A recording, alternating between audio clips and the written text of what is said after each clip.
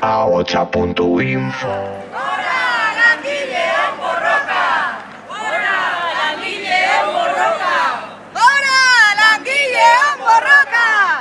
Nafarroan badago gehiengo sozial bat, pentsatzen duena erregimen ustelarekin amaitu beharra dagola eta eredu berri bat eraiki beharra dagoela. Eredu berri bat gardentasunean, benetako demokrazian, erabakitzeko eskubidean, langileen interes eta eskubideetan oinarritutakoa.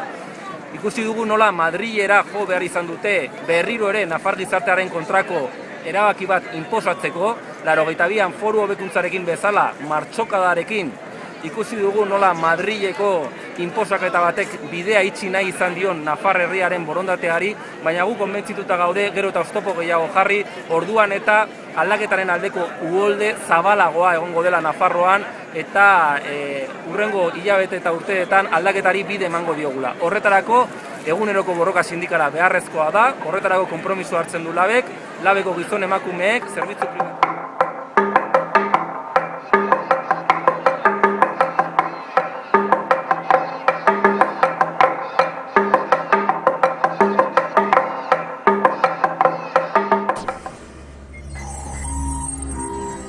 ahotsa.info.